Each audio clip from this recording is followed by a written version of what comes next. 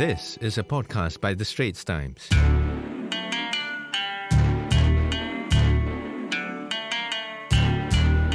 Hello, everyone. Welcome to Asian Insider. I'm Ravi Velloor.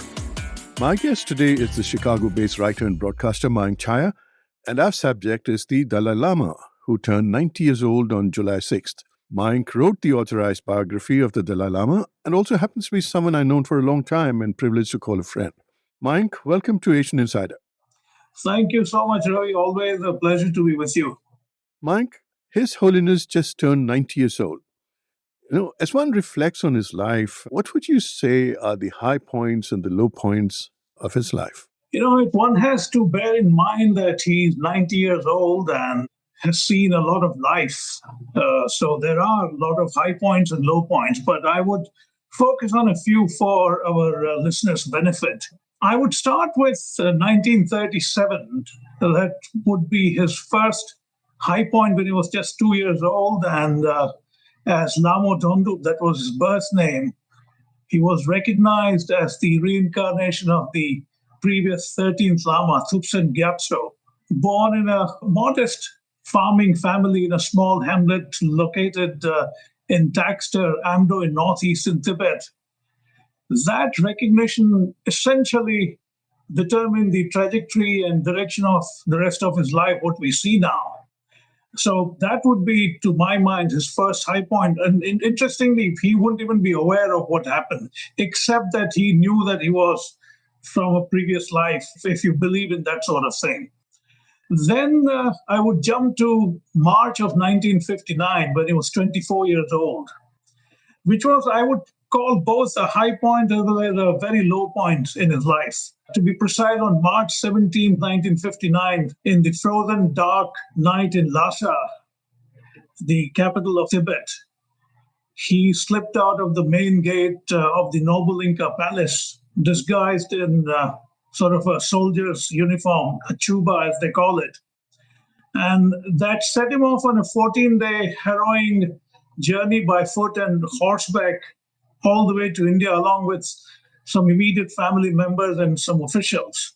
Now, when you consider that as a 24-year-old, he was essentially running for his life in the face of what was going on in Lhasa. I say high and low because what that journey led to is what we are talking about now. What were the events that caused him to leave Lhasa? Basically, there was a takeover of Tibet fully at that point by the Chinese army, and Tibet had essentially fallen to them.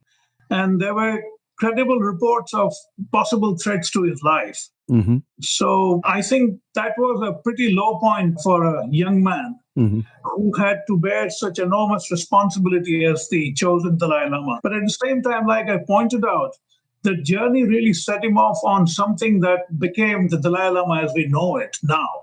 So it's both high and low. And we all know a bit about how he arrived in India at the border. He was received by what's known as the Assam Rifles as a young man unsure of what lay ahead of him. Another high point or a low point, both I would describe as something in 1954 when he was 19 years old, when he went to Beijing and to meet with Mao Zedong along with Deng Xiaoping and Zhou Enlai. I say difficult because he then discovered the machination of the Chinese state. And for a 19-year-old, it was a lot to take. So that was an extraordinary development. And I did talk to him about that during the course of my many interviews for my authorized biography. And he said something interesting. He found Mao an interesting man, but he also said that you could see that there was much more going on in Mao's mind at that point, although Mao was way older than the Dalai Lama. He was like a little boy in front of him. So that was another point that I would like to make about his early life. One has to remember that by and large, his life has been remarkably successful, both culturally and spiritually. Just a simple example, the latest, his birthday, I was watching the celebrations and the video featured 3 former US presidents paying him tribute: Bill Clinton, George Bush, and Barack Obama. Now, that's extraordinary for anyone. It is. And I found that quite instructive that told me what his life has turned out to be. Of course, one has to think about other world leaders, including India's Prime Minister Narendra Modi, who also paid a fairly handsome tribute to him. So by and large, 90 years are a long time, but I think he has had a pretty smooth ride. Another point, of course, one must point out here is the 1989 Nobel Peace Prize, which essentially made him the global leader that he is now. At that point, he was known, but not as much as we came to know him. So Nobel Prize also put him on a different trajectory. So these are some of the points I think we should bear in mind when we look at his life so far. Thanks for that, Mike. Now, you have followed him around so much, you have known him fairly closely. Could you tell me a few anecdotes that say a lot about His Holiness the man? Yes, there are quite a few. I have, in fact, listed 4 or 5 I would like to share with you. The one that immediately jumps out for me is something that happened in the late 1990s. I'm probably 98 or so. The date may be missing. But anyway, it was an event in Delhi's Lady Shri Ram College, where he was invited to address students and faculty. It was a massive hall under sort of a corrugated sheet on top. And I was traveling with him. I just wanted to observe what the reaction was. So I was standing right at the back of the hall, looking at some maybe 4,000 or 5,000 students. And in the distance, I could see the Dalai Lama in his ochre robes against a black backdrop swaying back and forth like a flame. It was very picturesque to me at that point. And suddenly, he kept looking up, going back and forth. And I was wondering what he's looking at. And then he says, when I last came here, there was a family of pigeons. I wonder whether it's still there. Right on cue, Ravi, 3 pigeons fluttered across the hall. Now, to me, that was a happenstance, but it was quite a remarkable happenstance to happen at that point. Another point which I found quite funny during the course of my interviews with him, I asked him that there is a belief that there are such accomplished lamas in Tibet that they could leap from mountain to mountain. I mean, it sounds hilarious, but there are those who believe that. And he also laughed out loud and he said, if it was indeed true, I would leap right back to Lhasa from here. So he had that sense of humor about that. Another one was he was giving a sort of an exclusive teaching to a bunch of people, and I was allowed to sit through that. And the theme of the teaching was wrath, anger. And just as he began talking about it, a bolt of lightning struck right next to the mountain we were on. Again, to me, it was a happenstance, but he seems to have a knack to get into these things. Interesting. Very interesting. There was another rather something matter of fact, which to me is emblematic of the way Buddhism approaches life.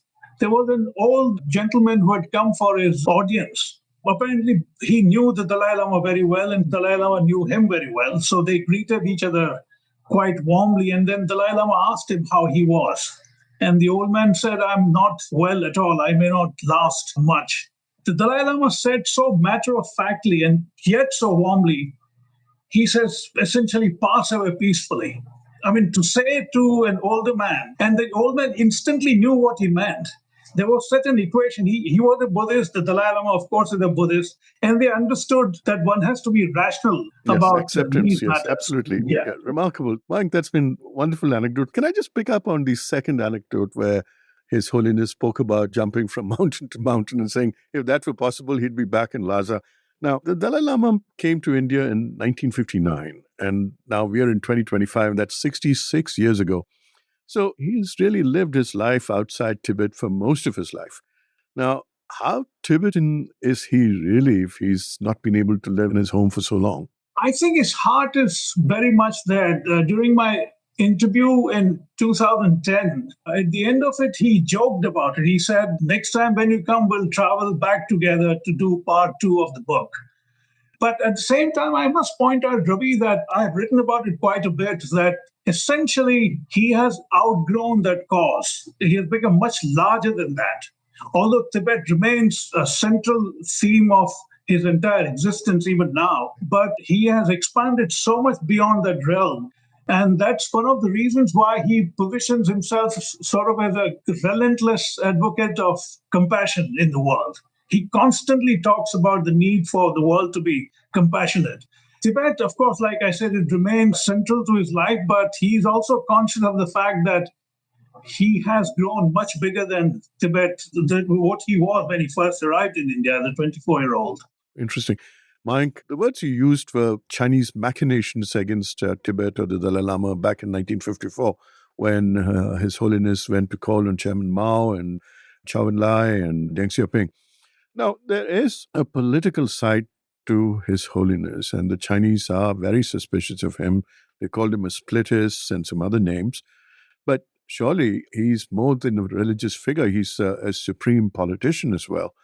What do you say about that side of his personality? He has been both temporal and spiritual leader of Tibet right up to 2011 when he decided to give it all up. In fact, he had been talking about democratizing the system, the exiled Tibetan community's life since the 1960s. It's quite remarkable. In 1969, he made statements to that effect. So he has always been conscious that although he combines both the roles, he has to at some point disengage from the political side of his life. Finally, he got to do it in 2011. But having said that, Ravi, there is no escape for him but to be of political consequence because there is no comparable leader in the Tibetan community, both inside and outside Lhasa. Right. Why did you pick on 2011 as a date, Mike? Could you explain that? I think that's when he essentially gave up his political power and transferred it to the exiled community to elect their own members and decide political matters and other matters. So that was a pretty significant move. And he has stuck to that. He has basically disengaged from that life altogether. Of course, the exiled community does turn to him from time to time, being who he is, but he does not exercise any political power at all now. Okay, so that's the political side of the person, but what about the geopolitical side of His Holiness? He is a geopolitical figure, whether you like it or not.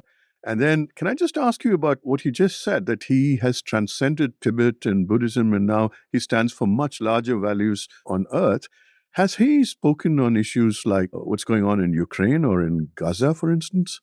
Oh, he has. He has. I mean, he's also aware of the limits of his effectiveness on those issues. He always calls for nonviolence at every level. He has talked about both of them. But like I said, given what he is, he cannot take what might seem like an extremely informed political stance on any of these issues. People may not take it that seriously because he has pitched himself in a completely different realm. So he talks about compassion even when it comes to something like Ukraine or Gaza.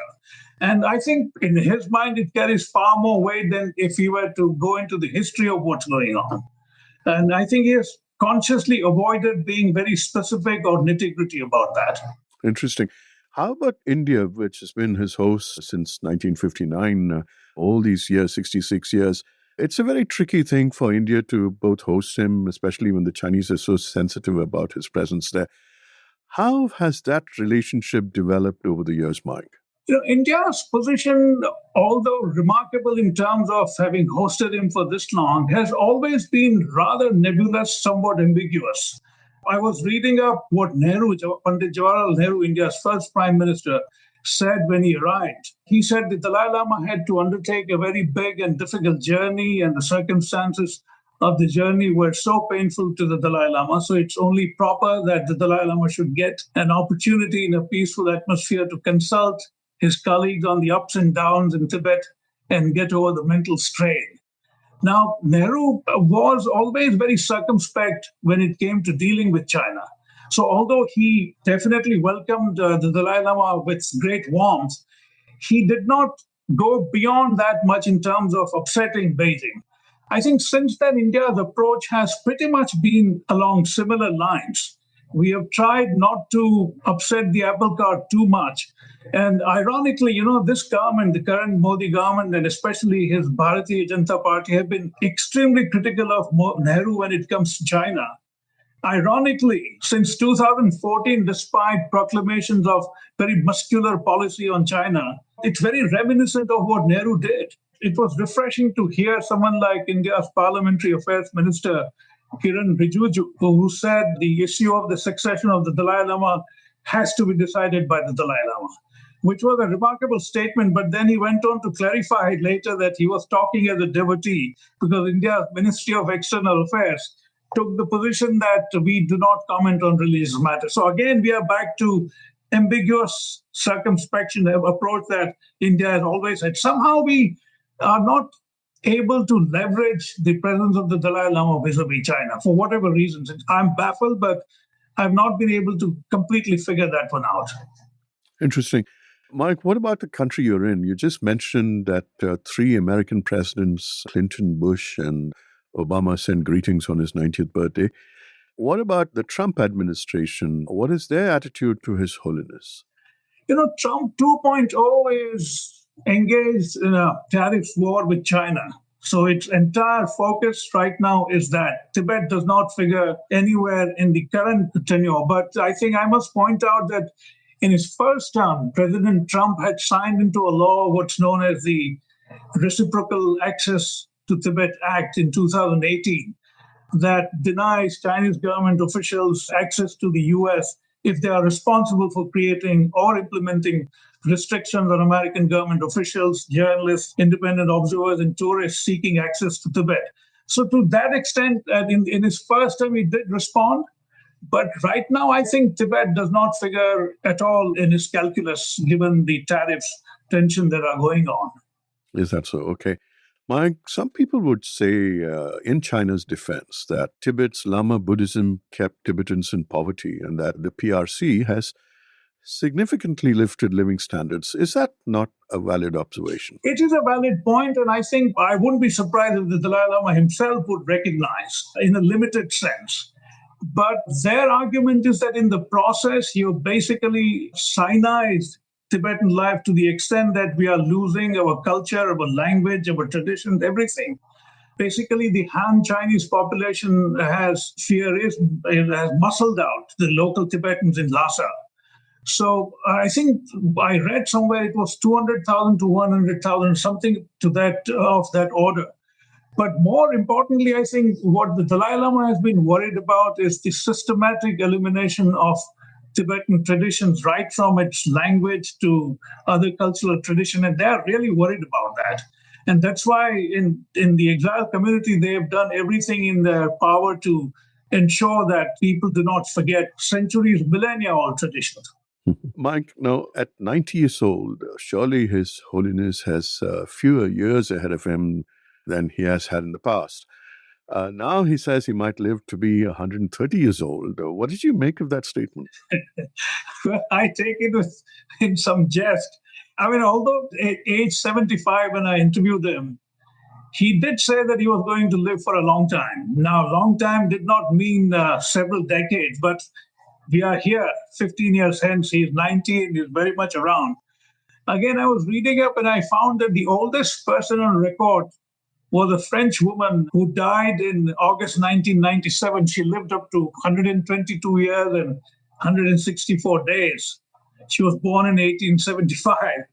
So it's conceivable that people live well past 100 for quite some time. If the Dalai Lama has to shatter that record, I think he has to do a lot more than what he's doing now.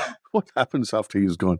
He recently made some comments on his succession, I was reading. I think for the last 14 years, he was more or less convinced that perhaps the institution of the Dalai Lama should end with him.